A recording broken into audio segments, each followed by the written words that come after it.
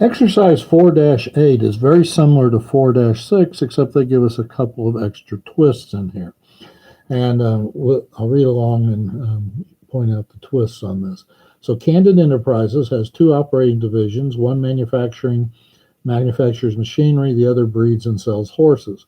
Both divisions are considered separate components as defined by generally accepted accounting principles. Okay, so far, pretty much the same. The horse division has been unprofitable, and on November 15th, 2021, Candid adopted a formal plan to sell the division. Everything so far is the same. Here's the first twist.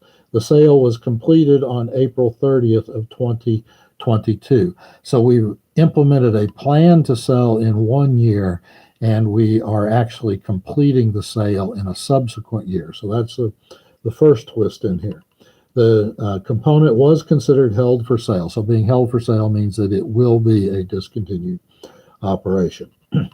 And then it goes on to say on December 31st, 2021, the company's fiscal year end, the book value of the assets of the horse division was $240,000. On that date, the fair value of the assets less cost to sell was $200,000. So on our books, it says it's worth $240,000, but an appraisal, if you will, says it's only going to be worth $200,000 after we take off the commissions and cost to sell. So we have what would be known as an impairment of $40,000 here. The before tax loss from operations of the division was $140,000, and the company's effective tax rate is 25%. The after-tax income from continuing operations in 2021 was $400,000. So we're going to start just like we did the last time with income from continuing operations.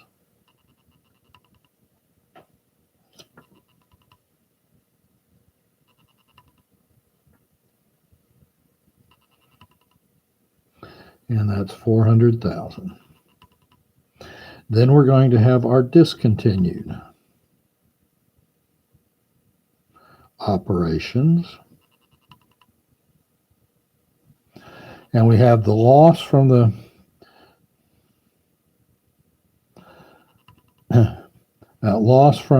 discontinued component.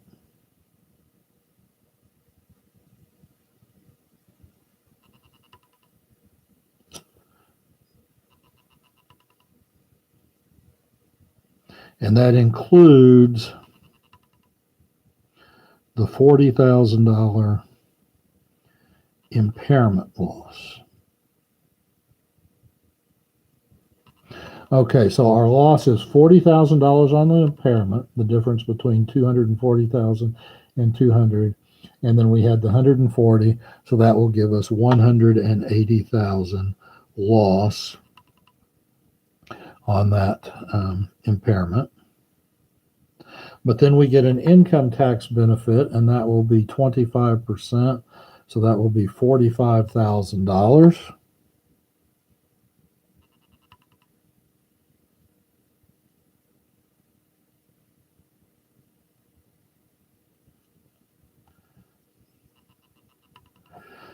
So that's going to give us the loss on discontinued operations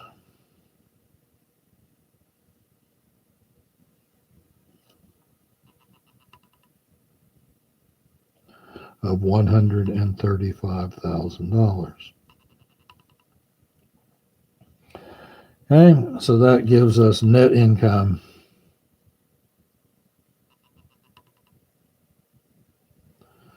of 400,000 minus 135, or 265,000. All right, so that is part one. And then part two throws a twist on that. We don't have an impairment. We're getting rid of it, but it says repeat requirement one, assuming that the estimated fair value of the horse's assets were 400,000 instead of 200,000. So in that one, we do not have an impairment going on, but because of the conservatism principle of accounting, we can't book the gain because we haven't realized it yet. We can book a loss if we can accurately estimate what the loss will be, but we cannot book a gain on that. And so now, I'm just going to slide this up. Our income statement will be, for part 2, will be income from continuing operations.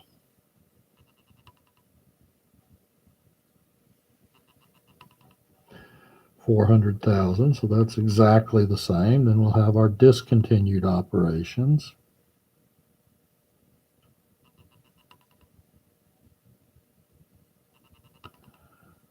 And that will be simply the $140,000 that we lost this year. Okay. Important thing to remember, we must book a loss if we can reasonably estimate it. We cannot book a gain, even if we know how much it will be. That's the conservatism principle of accounting. We're going to have an income tax benefit.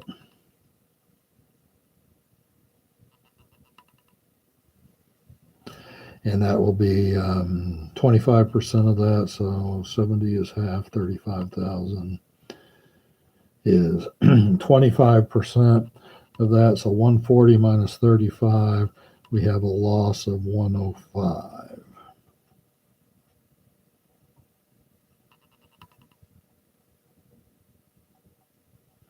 And that's our loss from discontinued operations. All right, and so then we just take the 400,000 minus the 105, and that will give us net income of 295,000. All right, so that takes care of exercise 4-8.